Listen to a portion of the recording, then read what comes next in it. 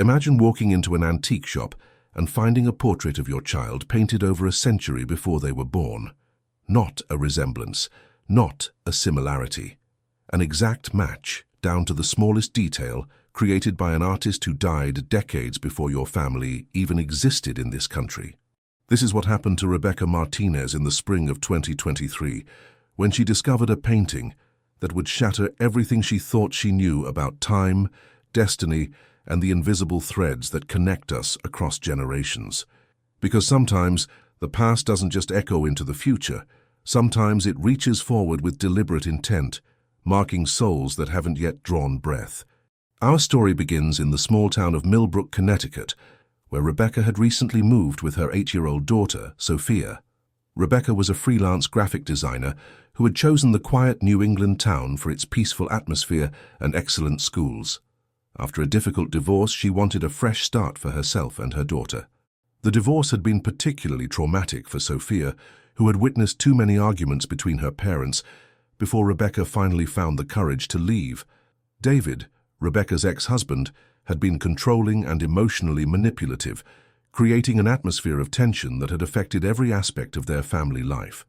David had been a successful investment banker in New York, but his success had come at the cost of his family relationships. He worked 16-hour days and expected Rebecca to manage every aspect of their domestic life while also pursuing her own career. When Rebecca tried to discuss the strain this was putting on their marriage, David would dismiss her concerns or blame her for being ungrateful for the lifestyle his income provided. The final breaking point had come when David began criticizing Sophia for being too sensitive and too imaginative. He had wanted to send her to a boarding school that specialized in correcting children who didn't fit conventional molds. Rebecca had realized that she needed to protect her daughter from David's increasingly controlling behavior. The custody battle had been brutal, with David using his financial resources to hire expensive lawyers who tried to paint Rebecca as an unfit mother. But Sophia's own testimony about her father's emotional abuse had ultimately convinced the judge to grant Rebecca primary custody, with David receiving only supervised visitation rights. Rebecca had chosen Millbrook specifically because it was far enough from their previous home in New York to provide a clean break, but close enough that Sophia could still maintain some connection to her father if she chose to. The town had been recommended by Rebecca's therapist, Dr. Sarah Chen, who specialized in helping families recover from domestic trauma.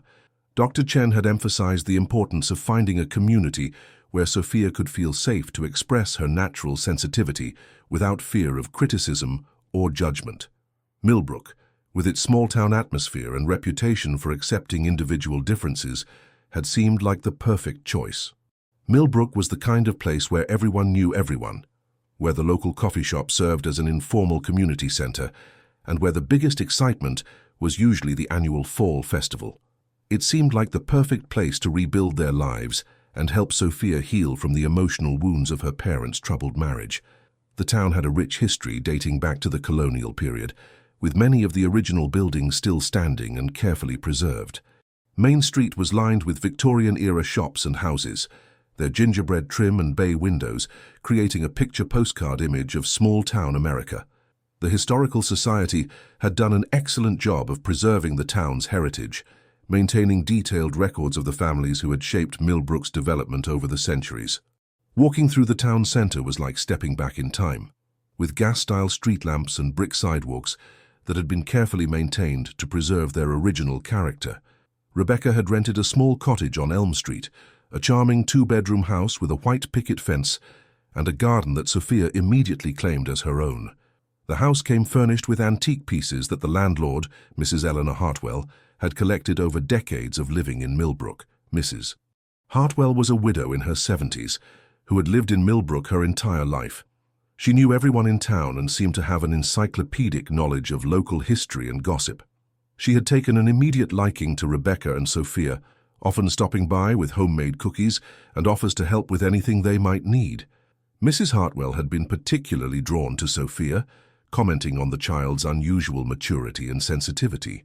"That little girl has an old soul," she had told Rebecca during one of her visits.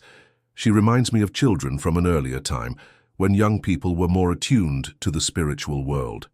The comment had made Rebecca slightly uncomfortable, but she had attributed it to Mrs. Hartwell's tendency to romanticize the past. The elderly woman often spoke about how things had been better in the old days, when families were closer and communities were more supportive.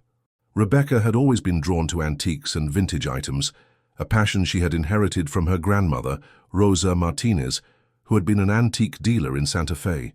Rosa had taught Rebecca to appreciate the craftsmanship and history embedded in old objects, and to understand that every antique carried the stories of the people who had owned it.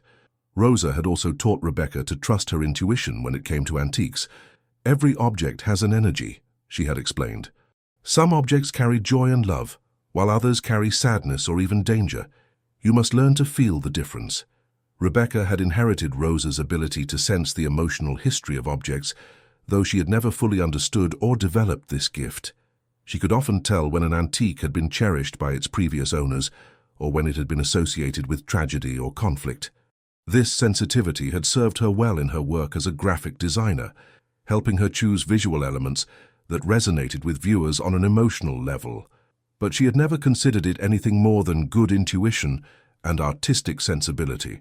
So when she noticed the small antique shop on Main Street advertising an estate sale, she decided to browse, hoping to find some unique pieces to decorate their new home and perhaps help Sophia feel more settled in their new environment. The shop, called Memories Past, was owned by an elderly man named Harold Winters, who had been collecting and selling antiques for over 40 years. Harold was a tall, thin man with silver hair and piercing blue eyes that seemed to see more than they should. He had a reputation in town for being able to tell the history of any antique just by touching it, a skill that some attributed to extensive research and others to something more mysterious. Harold had grown up in Millbrook and had known many of the town's oldest families personally. He had been collecting their stories along with their possessions for decades, creating an informal archive of local history that existed nowhere else. The shop was located in a building that had been constructed in the 1890s, originally serving as a general store for the growing community.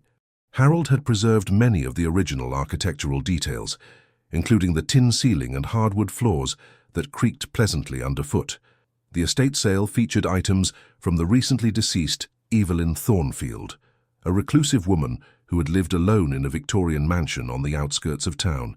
Evelyn had been the last surviving member of one of Millbrook's founding families, and her death had marked the end of a lineage that stretched back to the town's earliest days. The Thornfield mansion had been a source of local legend and speculation for decades. Evelyn had rarely left the property, and she had never married or had children. She had lived alone, except for a housekeeper who came in twice a week, and she had been known to turn away visitors, including historians and genealogists who were interested in her family's papers. Local residents had always wondered what treasures might be hidden in the Thornfield mansion. The family had been wealthy for generations, and they had been known to collect art, books, and artifacts from around the world. But Evelyn had been fiercely protective of her family's privacy, refusing to allow anyone to catalogue or study the collection. When Evelyn had died the previous winter, found peacefully in her sleep by her housekeeper, the contents of the mansion had finally become available to the public. Harold had been chosen as the estate's representative, tasked with appraising and selling the family's possessions. Rebecca entered the shop on a Tuesday morning in late April, when the spring sun was streaming through the dusty windows and illuminating the collection of furniture, jewelry, books, and artwork that filled every available space. The shop had the distinctive smell of old wood and aged paper that she associated with her grandmother's store. The atmosphere in the shop was both welcoming and mysterious. Harold had arranged the items with an artist's eye, creating vignettes that told stories about the lives of their previous owners. A Victorian writing desk was displayed with period inkwells and letter openers. A collection of vintage jewelry was arranged on velvet-lined trays that showed off their craftsmanship. Sophia had been reluctant to come along, preferring to stay home and work in her garden, but Rebecca had convinced her that they might find some interesting treasures. Sophia had always been drawn to old things, often claiming that she could sense the emotions of previous owners when she touched antique objects. This sensitivity had sometimes been overwhelming for Sophia, particularly in places with many old objects. She would become agitated or upset when exposed to items that carried negative emotional imprints, and she had learned to avoid touching certain antiques that made her feel uncomfortable. Rebecca was examining a collection of vintage jewelry when something caught her eye. Hanging on the far wall, partially obscured by other paintings, was a portrait that made her blood run cold. The painting showed a young girl, perhaps 8 or 9 years old, with dark curly hair and distinctive green eyes. She wore a white dress with intricate lace detailing, typical of the late 1800s. The dress had tiny pearl buttons and delicate embroidery around the collar and cuffs, suggesting that it had been made for a child from a wealthy family. But the face in the portrait was unmistakably Sophia's face. Every detail was perfect. The same heart-shaped face, the same dimpled chin, the same small birthmark just above the left eyebrow that Sophia had gotten from a childhood accident with a swing set. Even the expression was familiar, a slight smile that didn't quite reach the eyes, the same look Sophia got when she was trying to hide something or when she was thinking about something that made her sad. The resemblance extended to smaller details that would be impossible to fake or coincidental. The same unusual green eyes that seemed to change color depending on the light, shifting from emerald to hazel to almost gold. The same slightly crooked front tooth that Sophia was self-conscious about. The same way of holding her head, tilted slightly to the left when she was posing for pictures. Even the girl's posture in the portrait matched Sophia's characteristic way of standing, with one shoulder slightly higher than the other, and her hands clasped in front of her in a gesture that Rebecca recognized as distinctly her daughter's. Rebecca stood frozen, staring at the impossible image. The portrait was clearly old, with the patina and cracking that comes with age. The oil paint had developed the subtle web of fine lines that indicated genuine aging, and the colors had the slightly faded quality that authentic period paintings acquired over time. The brushwork was masterful, showing the hand of a skilled artist who had received professional training. The use of light and shadow created a three-dimensional quality that made the girl in the portrait seem almost alive, as if she might step out of the frame at any moment. The frame was ornate Victorian-era wood, darkened with time and decorated with carved roses and vines.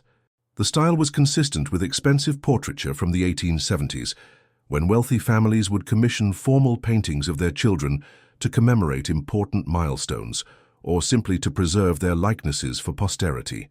And at the bottom, in faded gold lettering on a small brass nameplate, was an inscription, Adelaide Thornfield, 1877. Rebecca felt her heart racing as she stared at the painting.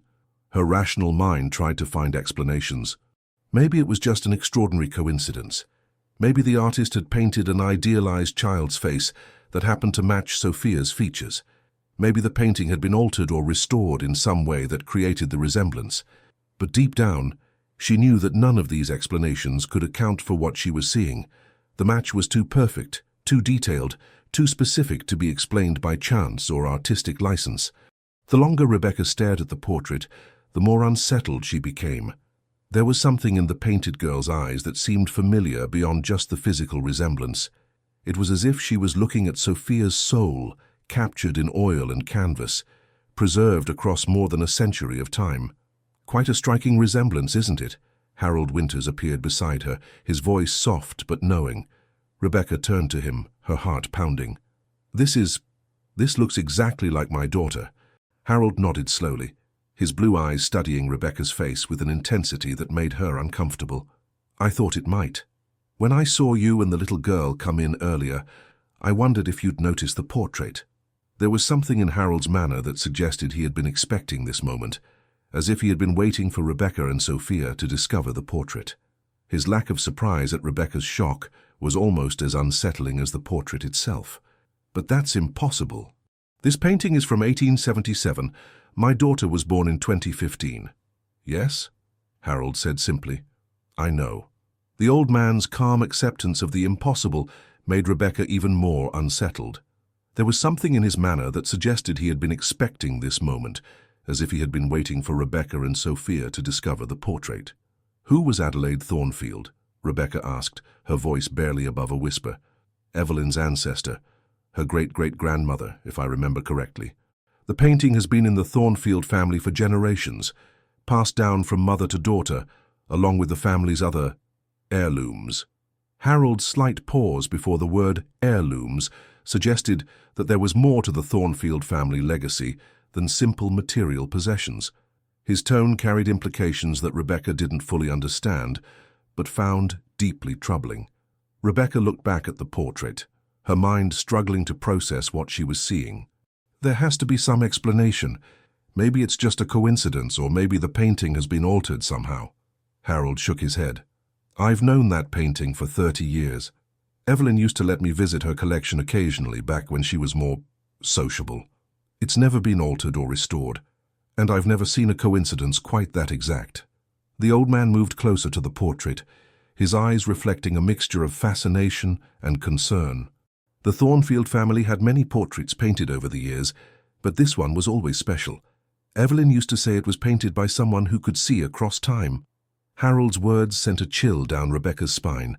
The idea that someone in 1877 could have painted her daughter's portrait suggested possibilities that challenged everything she believed about reality. What are you suggesting? I'm not suggesting anything, Harold replied carefully. I'm just telling you what I know. Sometimes families have connections that go deeper than we understand. Sometimes the past reaches out to claim what belongs to it. Harold's cryptic words carried an ominous undertone that made Rebecca increasingly uncomfortable. He seemed to know more about the situation than he was willing to reveal, and his manner suggested that the portrait's resemblance to Sophia was not entirely unexpected. Rebecca wanted to dismiss the old man's words as nonsense, but she couldn't tear her eyes away from the portrait. The resemblance was too perfect to be explained by chance, and Harold's manner suggested that he knew more about the situation than he was willing to reveal. How much? She heard herself asking. Harold looked surprised. You want to buy it? I need to understand what this means.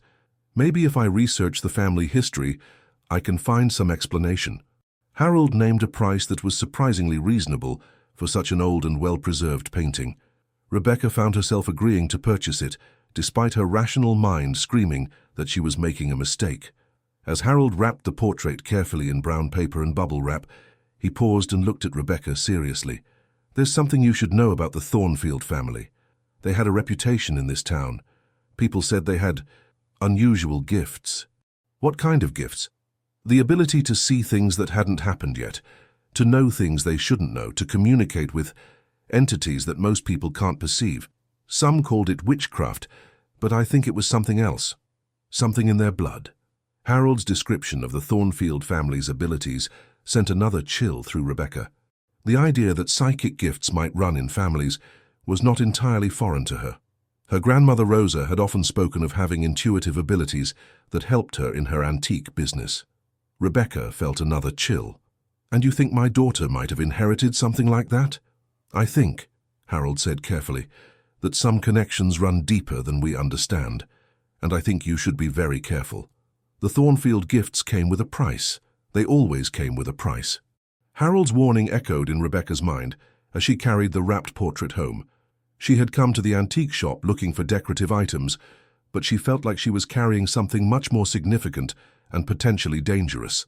The weight of the portrait seemed heavier than it should have been, as if it carried more than just paint and canvas. Rebecca found herself wondering if she had made a terrible mistake in purchasing it, but she also felt compelled to understand the mystery it represented. Rebecca took the wrapped portrait home, her mind racing with questions. She had never heard of the Thornfield family, and her own family history was well documented. Her grandparents had immigrated from Mexico in the 1940s, and there was no connection to New England families that she knew of. Her grandmother Rosa had been meticulous about preserving family records, creating detailed genealogical charts that traced both sides of the family back several generations. Rebecca had inherited these records along with Rosa's passion for history and antiques. The Martinez family history showed a clear lineage of farmers and artisans from the state of Jalisco in Mexico. There were no gaps or mysteries in the family tree, no unexplained connections to other regions or countries. The idea that Sophia might be connected to a New England family from the 1800s seemed impossible. But Rebecca had learned from her grandmother that family connections could sometimes transcend conventional genealogy. Rosa had often spoken of spiritual connections that linked souls across time and space, bonds that existed beyond the physical relationships documented in official records. That evening, after Sophia had gone to bed, Rebecca unwrapped the portrait and hung it in her home office. Under the bright lights, the resemblance to her daughter was even more striking. It was as if someone had painted Sophia in period costume, capturing not just her physical features, but something essential about her personality and spirit. The painted girl's expression was hauntingly familiar. It was the same thoughtful, slightly melancholy look that Sophia got when she was processing difficult emotions or trying to understand something that troubled her. It was an expression that spoke of wisdom beyond her years and a sensitivity to things that others couldn't see. Rebecca spent the next several hours researching the Thornfield family online. What she found was disturbing and fascinating in equal measure. The Thornfields had been one of Millbrook's founding families, arriving in the area in the early 1800s when the town was still a small farming community. They had quickly established themselves as successful merchants and landowners, building the mansion that still stood on the outskirts of town. The family's rise to prominence had been remarkably rapid. Within a generation of their arrival, they had become one of the wealthiest and most influential families in the region.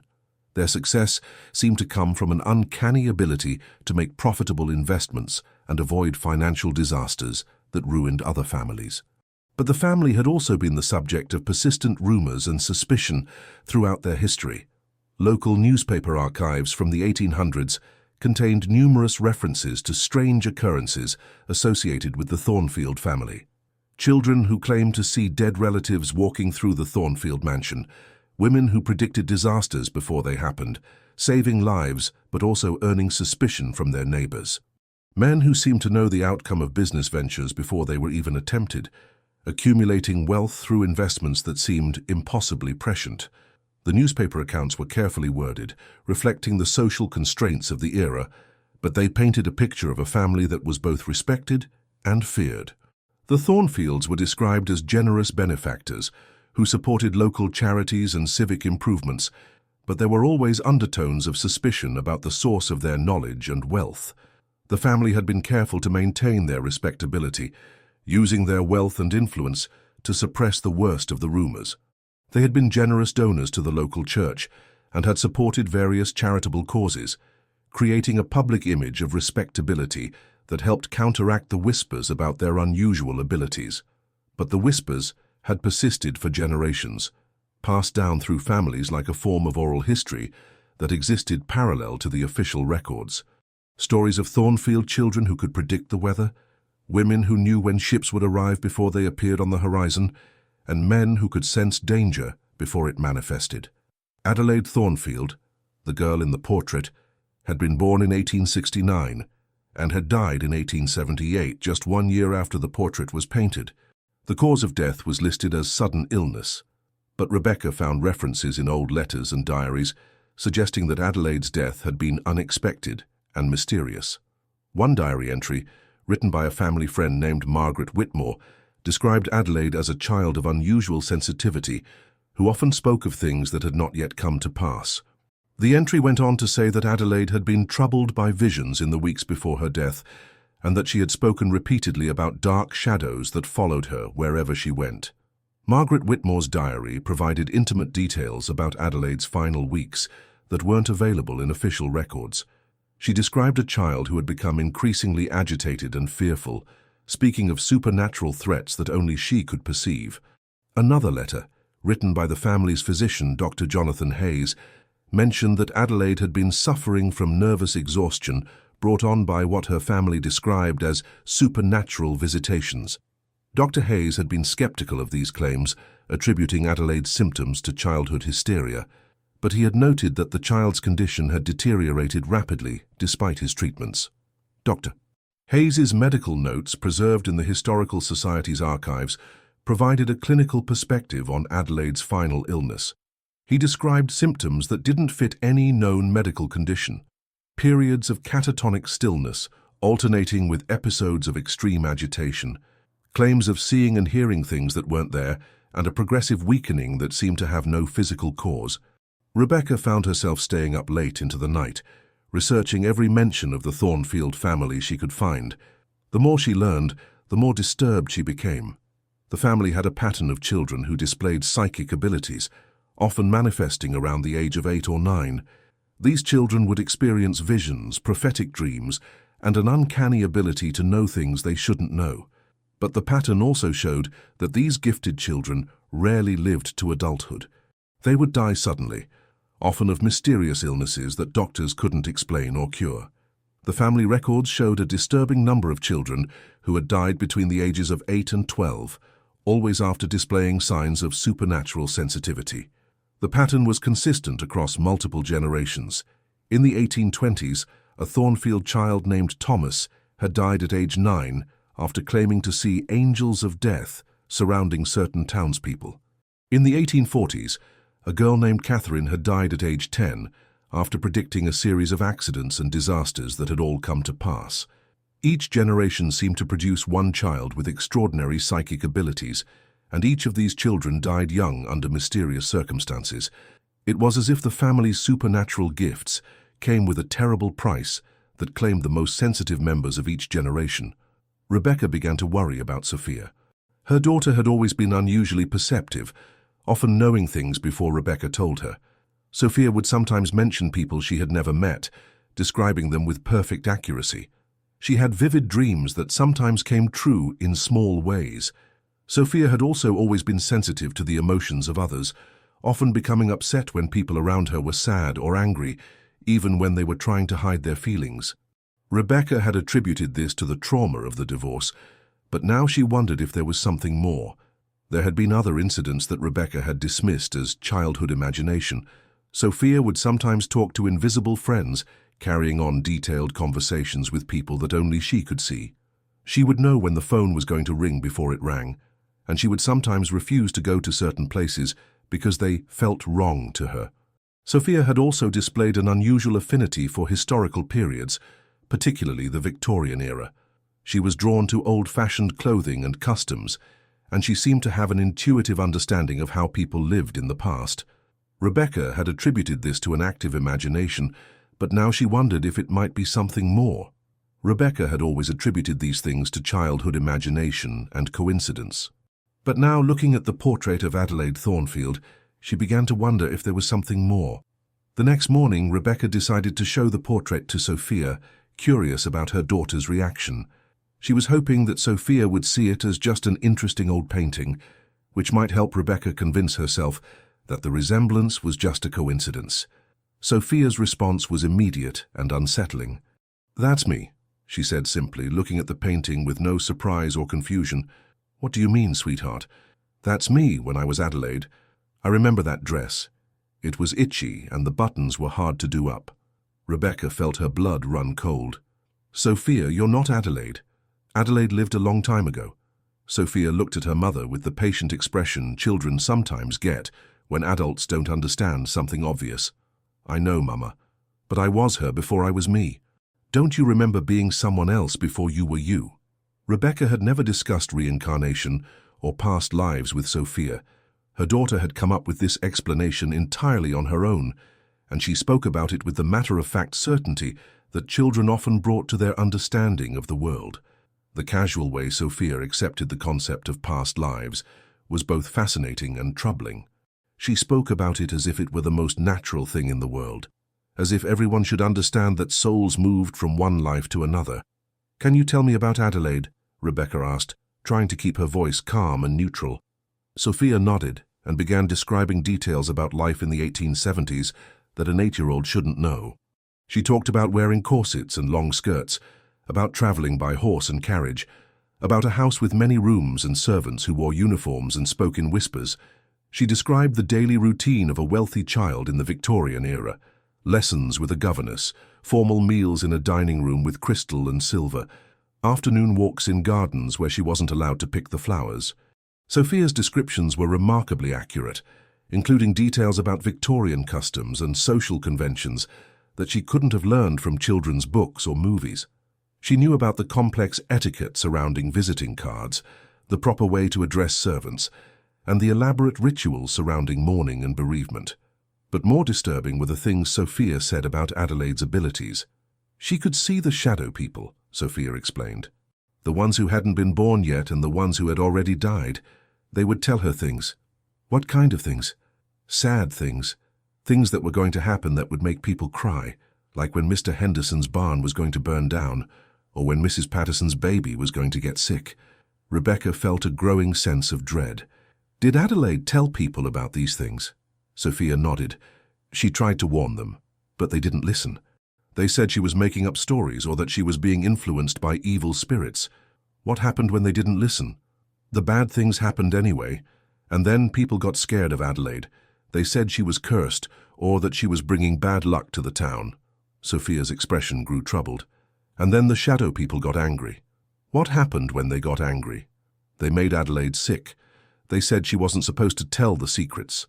She was supposed to keep them quiet and use them to help the family, not to warn strangers. Rebecca realized she was dealing with something far beyond normal childhood imagination. Whether Sophia was truly remembering a past life or channeling some kind of supernatural knowledge, the information she was providing was too detailed and consistent to be dismissed. The level of historical accuracy in Sophia's descriptions was remarkable. She knew details about Victorian-era clothing, household routines, and social customs that she couldn't have learned from books or movies. She spoke about the texture of fabrics, the weight of long skirts, the discomfort of tight corsets, physical sensations that she couldn't have imagined. That afternoon, Rebecca decided to visit the Thornfield mansion, which she had learned was now abandoned but still standing on the outskirts of town. She wanted to see if Sophia would recognize the place, and she hoped that seeing the actual house might provide some answers about her daughter's apparent connection to Adelaide. The mansion was located on Thornfield Road, about 3 miles from the center of town. The property was surrounded by a wrought iron fence that had once been elegant but was now rusted and overgrown with vines. A sign on the gate warned that the property was private and that trespassers would be prosecuted. The mansion itself was an imposing Victorian structure, clearly once grand, but now showing signs of decades of neglect. The windows were boarded up, and the grounds were overgrown with weeds and wild vegetation. Paint was peeling from the wooden trim, and several of the ornate gingerbread decorations had fallen off and lay broken on the ground. Despite its current condition, the house retained an aura of faded grandeur. Rebecca could imagine how impressive it must have been in its heyday, when the Thornfield family had been one of the most prominent in the area. As they approached the house, Sophia became agitated. "I don't want to go in there," she said, clinging to Rebecca's hand. "Why not, sweetheart? The shadow people are still there. They're waiting." Rebecca felt a chill despite the warm afternoon sun. Waiting for what? For me to come back. They want me to finish what Adelaide started.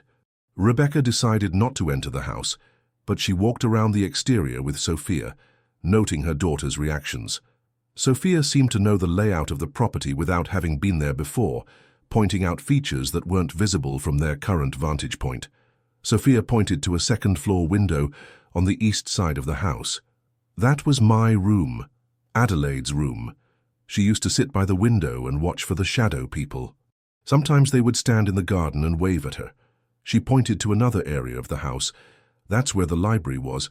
Adelaide liked to read there, but the shadow people didn't like it when she read certain books. They said the books had dangerous ideas."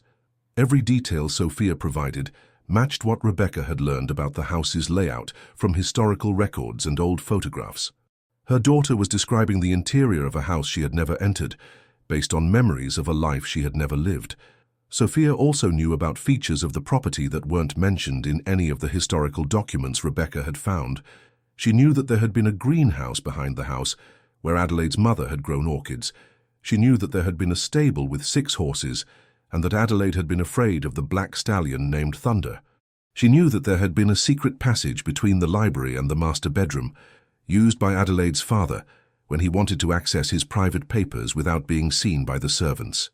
All of these details could be verified through historical records, but they weren't the kind of information that would be available in general histories or tourist guides. Sophia was accessing specific, intimate knowledge about the daily life of the Thornfield family. As they walked around the property, Sophia continued to provide information that she couldn't possibly know. She pointed to an area where the formal gardens had been, describing the layout of flower beds and walking paths that were no longer visible. She knew that there had been a gazebo near the pond where Adelaide would go to be alone when she was upset.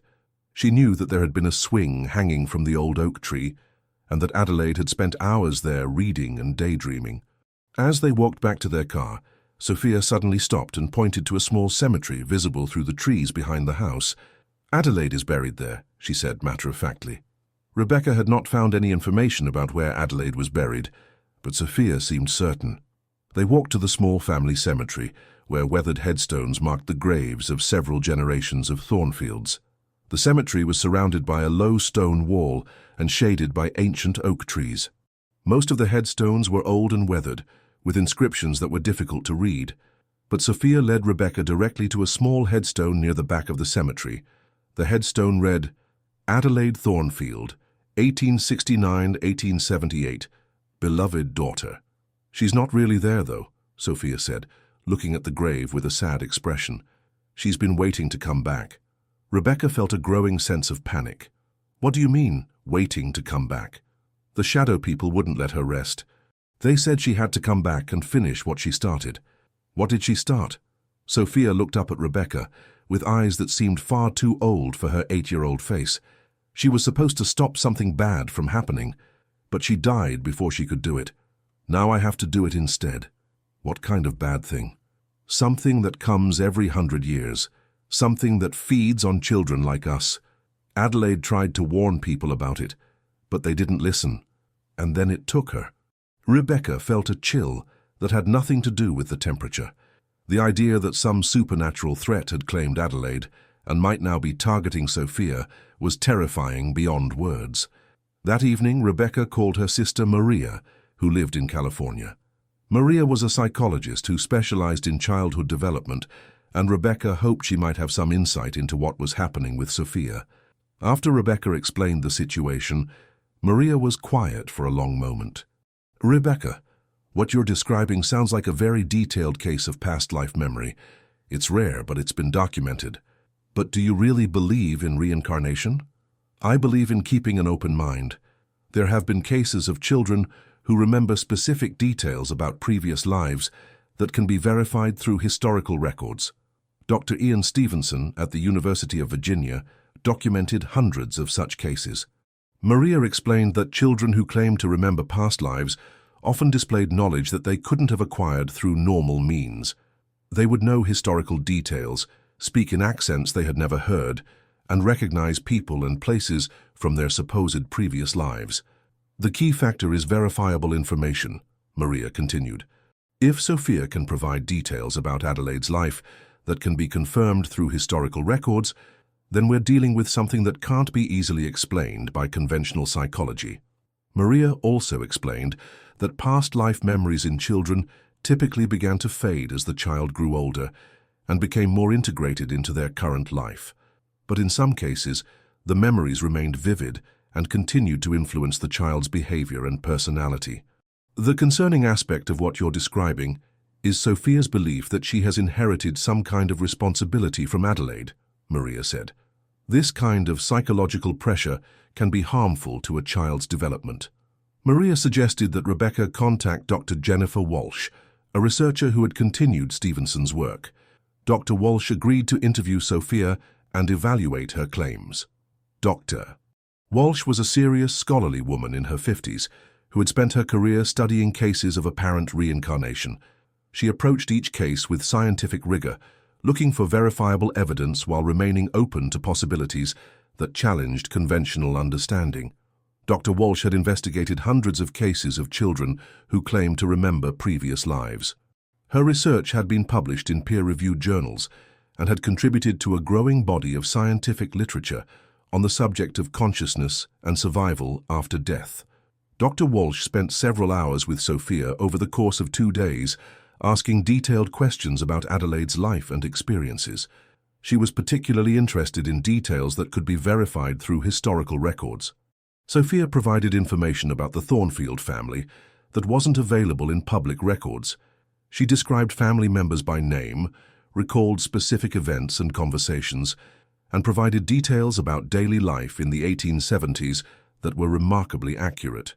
She knew that Adelaide's father, Charles Thornfield, had a scar on his left hand from a childhood accident with a farming tool. She knew that Adelaide's mother, Eleanor, had suffered from headaches and took laudanum for the pain. She knew that the family had owned a dog named Rusty, who had died when Adelaide was 6 years old. She also provided details about the household staff, describing the cook, Mrs. O'Brien, who made special cookies for Adelaide, and the gardener, Mr. Murphy, who taught her about flowers. She knew about family traditions like the elaborate Christmas celebrations and the summer picnics by the lake. All of these details were later confirmed through private family papers that Dr. Walsh obtained from the Historical Society.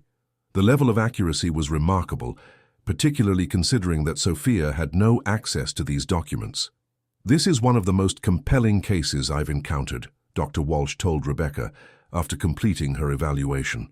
Sophia's knowledge of the Thornfield family and life in the 1870s is far beyond what could be explained by normal means. But Dr. Walsh also expressed concern about some of Sophia's statements. She talks about unfinished business and shadow people in ways that suggest she feels compelled to complete something that Adelaide started. This kind of psychological pressure can be harmful to a child. Dr. Walsh explained that children who believed they were reincarnated often felt responsible for resolving issues from their previous lives. This could create anxiety and interfere with their normal development. Sophia needs to understand that she is her own person, living her own life. Dr. Walsh said, "Whatever Adelaide may have left unfinished, it's not Sophia's responsibility to complete it." Dr. Walsh recommended that Rebecca seek help from someone who specialized in spiritual or supernatural phenomena, particularly someone who could help Sophia understand and manage her apparent connection to Adelaide. Rebecca was reluctant to involve anyone who might exploit Sophia's situation, but she was also increasingly worried about her daughter's well-being. Sophia had been having nightmares about shadow people, and she seemed to be under constant stress about some undefined responsibility she felt she had inherited. The nightmares had become more frequent and more vivid since they had moved to Millbrook. Sophia would wake up screaming about dark figures that were trying to take her away. She would describe being chased through a house that sounded like the Thornfield mansion by entities that wanted to claim her for some unknown purpose. Through Dr. Walsh, Rebecca was put in contact with Father Thomas McKenna, a Catholic priest who had experience with unusual spiritual phenomena.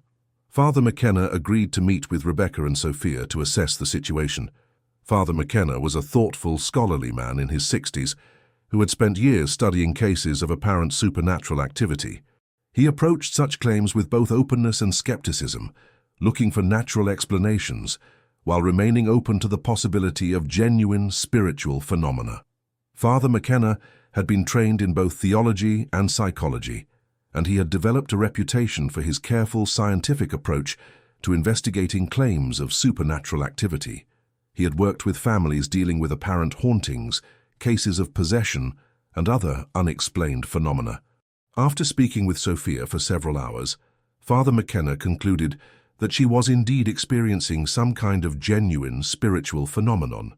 "This child is carrying a burden that doesn't belong to her," he told Rebecca. "Whether you call it reincarnation, spiritual attachment, or something else, Sophia is being influenced by experiences and memories that aren't her own." Father McKenna explained that he had encountered similar cases before, usually involving children who seemed to be connected to deceased individuals who had died with unfinished business. "The key is helping the child understand that they are not responsible for completing the unfinished business of the deceased," he said. "Sophia needs to understand that she is her own person, living her own life." Father McKenna suggested that they needed to help Sophia understand that she was not responsible for completing Adelaide's unfinished business. Children who experience past life memories often feel obligated to resolve issues from previous lives. But Sophia needs to understand that she is her own person, living her own life. The priest offered to perform a blessing ceremony that would help separate Sophia's identity from Adelaide's memories, while also providing protection from any negative spiritual influences. Rebecca agreed to the ceremony, which took place in the small chapel where Father McKenna served. The ritual was simple but profound, focusing on affirming Sophia's individual identity and her right to live her own life free from the burdens of the past. The chapel was a small, intimate space with stained glass windows that cast colorful patterns on the stone walls. Father McKenna had prepared the space carefully, lighting candles and arranging religious symbols that would provide spiritual protection during the ceremony.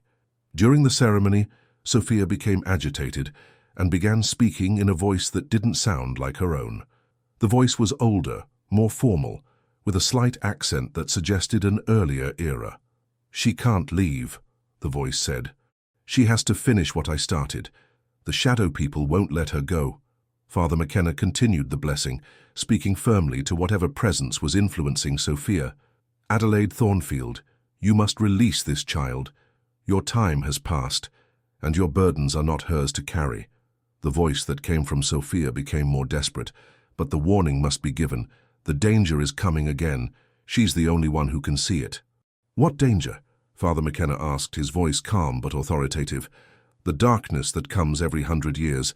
It feeds on the gifted ones. It took me before I could warn them. It will take her too if she doesn't stop it." Father McKenna looked at Rebecca with concern. This was more complex than a simple case of past life memory. There seemed to be some kind of supernatural threat that had persisted across generations. "When will this darkness come?" Father McKenna asked. "Soon," the voice replied. "It's already beginning. She can see the signs if she looks. The animals are restless, the electronics fail, the sensitive ones have nightmares." Adelaide's voice through Sophia became more urgent. "The barriers are weakening. The protections that my family maintained for generations have been forgotten. Without a guardian, the darkness will consume everything." Sophia suddenly collapsed, and when she opened her eyes, she was herself again. She looked confused and frightened, with no memory of what had just happened. Father McKenna completed the blessing ceremony, but he was clearly troubled by what had occurred. After Sophia fell asleep in the car on the way home, he spoke privately with Rebecca. "I believe your daughter is connected to something that goes beyond normal reincarnation," he said.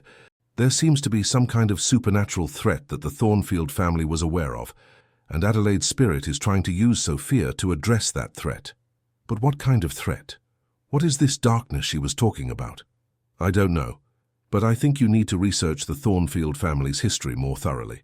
Look for patterns, for events that occurred in regular cycles. If there really is some kind of supernatural danger that appears every 100 years, there should be historical evidence." Father McKenna's words echoed in Rebecca's mind as she drove home. She had hoped that the blessing ceremony would help Sophia, but instead it had revealed that the situation was even more complex and dangerous than she had realized. The priest's suggestion that she research historical patterns made sense, but it also filled her with dread. If there really was some kind of supernatural threat that appeared every 100 years, and if the last occurrence had been in the 1970s, then the next cycle would be due to begin soon. Rebecca spent the next several days diving deeper into the Thornfield family history and the history of Millbrook itself. What she found was a pattern of mysterious deaths and disappearances that occurred roughly every 100 years. In the 1770s, several children in the area had died suddenly of unexplained illnesses. The deaths had been attributed to various causes: fever, consumption, accidents, but they had all occurred within a short period of time and had all involved children who were described as sensitive or unusual. The historical records from this period were sparse, but Rebecca found references in church records and family letters that suggested the deaths had been more than coincidental. Several families had lost children who were known for their unusual abilities or their claims of seeing supernatural entities. In the 1870s, Adelaide and several other children with reported psychic abilities had died under mysterious circumstances. Again, the deaths had been attributed to natural causes, but the pattern was disturbing.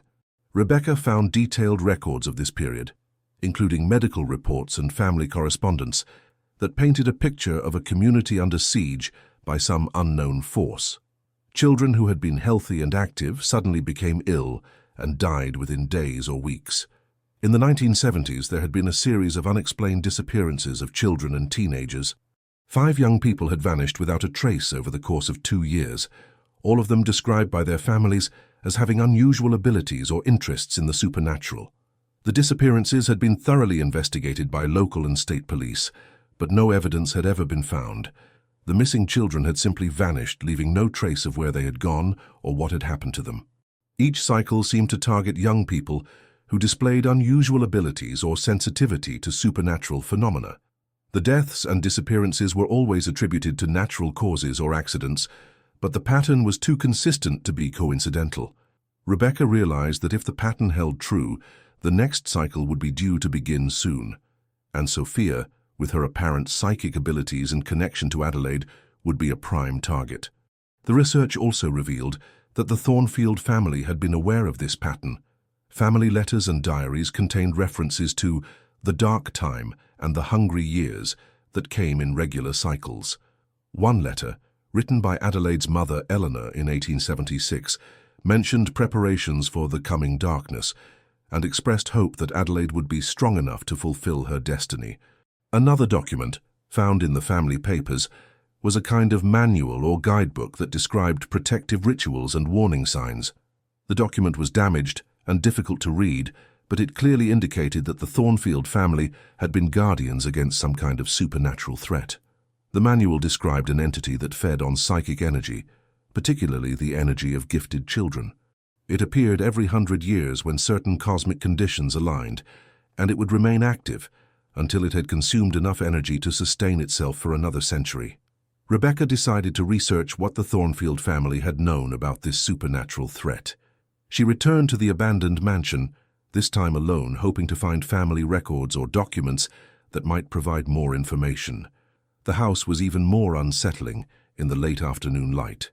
Rebecca had obtained permission from the current owner, a real estate development company, to explore the interior. The company had been trying to sell the property for years, but potential buyers were always deterred by the house's reputation and the extensive renovations that would be required. The mansion was filled with dust and shadows, but many of the original furnishings remained. The rooms were large and formal, with high ceilings and elaborate moldings that spoke of the family's former wealth and status. Rebecca made her way to what had been the library, hoping to find family papers or journals. The library was an impressive room, with floor-to-ceiling bookshelves and a large fireplace. Many of the books were still there, their leather bindings cracked and faded with age. In a locked desk drawer, she found a collection of documents that had been preserved by generations of Thornfield women. The papers included journals, letters, and what appeared to be a kind of family grimoire or book of supernatural knowledge. The documents revealed that the Thornfield family had been guardians against a supernatural entity that they called the Harvester. This entity appeared every 100 years to feed on the life force of psychically gifted individuals, particularly children. The family grimoire described the Harvester as an ancient entity that existed between dimensions, able to manifest in the physical world only during certain cosmic alignments that occurred roughly every century. The entity was described as a being of pure hunger, driven by an insatiable need to consume psychic energy. It was particularly drawn to children and teenagers who possessed supernatural abilities, as their energy was more potent and easier to access. The Thornfield women had developed rituals and protections to ward off the Harvester, but the knowledge had been lost when Adelaide died before she could pass it on to the next generation. Evelyn Thornfield, the last of the family line, had tried to reconstruct the protective rituals, but she had died before completing the work. According to the family records, the Harvester was drawn to places where psychic energy was concentrated. It would begin by influencing sensitive individuals, causing nightmares and visions, before eventually claiming their lives.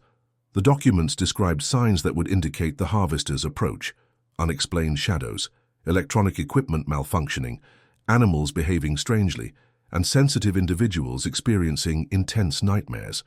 Rebecca realized that Sophia had been experiencing many of these signs. Her daughter had been having nightmares about shadow people, and Rebecca had noticed that electronic devices seemed to malfunction around Sophia more frequently than normal. Their television would change channels on its own when Sophia was in the room. Her tablet would freeze or shut down unexpectedly. Even simple devices like digital clocks would display incorrect times when Sophia was nearby. The family grimoire contained detailed instructions for protective rituals, but many of the pages were damaged or illegible. Rebecca photographed everything she could find and hurried home to study the documents more carefully. That evening, as Rebecca was examining the Thornfield papers, Sophia came into her office looking pale and frightened. "Mama, the shadow people are getting stronger," she said. They're not just in my dreams anymore. I can see them during the day. Rebecca felt a chill of fear. According to the Thornfield documents, visible manifestations of shadow entities were a sign that the harvester was preparing to make its move. Where do you see them, sweetheart? Everywhere. At school, in the park, even here in the house. They're watching me. And they're hungry. Sophia described the shadow people as tall, dark figures that seemed to absorb light rather than cast shadows. They moved in ways that defied physics, appearing and disappearing without warning, sometimes seeming to walk through walls or other solid objects. They whisper things to me, Sophia continued. They tell me that I belong to them, that Adelaide promised them a replacement before she died. Rebecca made a decision. She would not let her daughter become another victim of this supernatural predator. She would find a way to complete the protective rituals that the Thornfield family had developed, even if it meant putting herself in danger. Rebecca spent the next several days working with Father McKenna and Dr. Walsh to understand the Thornfield protective rituals. The priest was skeptical of some of the more occult elements, but he agreed that they needed to take action to protect Sophia. The rituals required specific herbs, crystals, and symbols that had to be arranged in precise patterns. Some of the ingredients were difficult to find, but Rebecca was determined to gather everything needed. Harold Winters, the antique dealer, proved to be surprisingly helpful. When Rebecca explained what she needed, he revealed that he had been aware of the Thornfield family's supernatural legacy for years. "I've been waiting for someone to come forward," he said. "Evelyn tried to prepare for this, but she died before she could complete the work. I have some of the items you'll need." Harold produced a collection of crystals, herbs, and ritual implements that had belonged to the Thornfield family. He also provided additional documents that Evelyn had given him for safekeeping. "Evelyn knew this day would come," Harold explained. "She spent her final years trying to reconstruct the family's protective knowledge. She gave me these items and asked me to watch for someone who might be able to complete the work." As they prepared for the protective ritual, the supernatural activity around Sophia intensified. Electronics in their house began malfunctioning regularly. Sophia reported seeing shadow figures more frequently, and she began having physical symptoms like headaches and fatigue. One night, Rebecca woke to find Sophia standing in the hallway, staring at something Rebecca couldn't see. "It's here," Sophia whispered. "The harvester is here." Rebecca looked around, but saw nothing unusual. "Where, sweetheart?" Sophia pointed to the end of the hallway, where shadows seemed to be moving independently of any light source. "It's trying to get closer, but it can't come into the house yet. Adelaide is protecting us." Rebecca felt a presence in the house that she hadn't noticed before. It was warm and protective, very different from the cold malevolence that seemed to be gathering outside. "Adelaide is here?" Sophia nodded. "She's been protecting us since we moved here. But she's getting tired. She can't hold it off much longer." The next day, Rebecca, Father McKenna, and Dr. Walsh performed the protective ritual in Rebecca's home. They followed the instructions from the Thornfield grimoire as closely as possible, adapting the more archaic elements to modern circumstances. As they completed the ritual, the temperature in the house dropped dramatically, and they could hear what sounded like wind howling outside, even though the day was calm. Sophia suddenly spoke in Adelaide's voice. "It's working, the barriers are holding, but you must maintain them. The knowledge must not be lost again." "How do we maintain them?" Rebecca asked. "The ritual must be renewed every year on the anniversary of my death, and the knowledge must be passed down. Sophia must learn to protect herself and others." "The harvester is retreating for now," Adelaide's voice continued, "but it will return. It always returns. Sophia must be ready." Over the following weeks, the supernatural activity around their home gradually decreased. Sophia's nightmares stopped, and she seemed more like her normal 8-year-old self. But she also began displaying new abilities that she claimed Adelaide was teaching her. Sophia learned to see auras around people, to sense when supernatural entities were nearby, and to perform simple protective rituals. She accepted these abilities with the matter-of-fact attitude that children often have toward the extraordinary. Rebecca found herself becoming part of a tradition she had never known existed. She learned the protective rituals and helped Sophia practice the skills she would need as a guardian against supernatural threats. Dr. Walsh documented Sophia's development, creating a record that could be used to help other children who might inherit similar responsibilities. Father McKenna provided spiritual guidance and helped adapt the Thornfield rituals to be compatible with Christian faith. As the first anniversary of their arrival in Millbrook approached, Rebecca prepared to perform the renewal ritual that would maintain the protective barriers around their home and the town. The renewal ritual took place on the anniversary of Adelaide's death, with Rebecca, Sophia, Father McKenna, and Dr. Walsh participating. As they completed the ceremony, Rebecca felt Adelaide's presence one last time. "Thank you," the spirit whispered. "The knowledge is safe now. The guardianship will continue." In the months that followed, Rebecca and Sophia settled into their new life as guardians of an ancient protective tradition. Sophia continued to develop her abilities while also living as normal a childhood as possible. Rebecca established a foundation to preserve the Thornfield family knowledge and to support other families who might be dealing with similar supernatural responsibilities. Dr. Walsh's research helped identify other children with guardian abilities, creating a network of protection against supernatural threats. The portrait of Adelaide Thornfield hung in their living room, no longer a mysterious artifact, but a reminder of the connection between past and present, between one young guardian and another. Sometimes, when Sophia was practicing her protective rituals, Rebecca would see Adelaide's reflection in the glass covering the portrait, watching over her successor with pride and love. The mystery of why the portrait matched Sophia's appearance had been solved, but it had led to something far more important: the preservation of knowledge and abilities that protected innocent people from supernatural harm. Rebecca often reflected on how a simple visit to an antique shop had changed their lives completely. She had thought she was buying a curious painting, but she had actually been accepting a sacred responsibility that connected her family to generations of guardians. Sophia grew up understanding that she was part of something larger than herself, a tradition of protection that stretched back centuries. She learned to balance her supernatural duties with the normal activities of childhood, becoming both a typical teenager and a powerful guardian against supernatural threats. As Sophia approached her 16th birthday, she began training other young people who showed signs of psychic abilities. She taught them to protect themselves and to recognize supernatural threats, ensuring that the guardian tradition would continue into the future.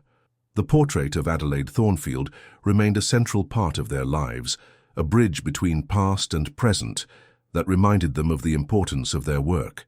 Sometimes visitors would comment on the resemblance between Sophia and the girl in the painting, but they never suspected the true nature of the connection. Rebecca had learned that some coincidences aren't coincidences at all, but rather the result of forces that operate beyond normal understanding. The portrait painted in 1877 that matched her daughter's photograph had been a sign, a call to duty that had brought them to their true purpose. The story of Adelaide and Sophia became part of the guardian tradition, passed down to future generations as an example of how the past and present could work together to protect the future. And in the quiet town of Millbrook, Connecticut, the protective barriers established by generations of Thornfield guardians continued to hold, keeping ancient evils at bay and ensuring that the innocent could sleep safely in their beds. The portrait that had started it all continued to watch over new generations of guardians, a testament to the power of love and duty to transcend death itself. Adelaide Thornfield had finally completed her mission, not through her own life, but through the life of a child who carried her face and her calling into a new century. Sometimes, the most important connections are the ones we never see coming, the ones that reach across time to bring us exactly where we need to be. The portrait painted in 1877 had been waiting for more than a century to find its match, and when it did, it changed everything. In the end, Rebecca realized that they hadn't found the portrait by chance. The portrait had found them, drawing them to Millbrook and to their destiny as guardians of an ancient and sacred trust. The face in the painting hadn't predicted the future. It had helped create it, ensuring that the protection of the innocent would continue for generations to come.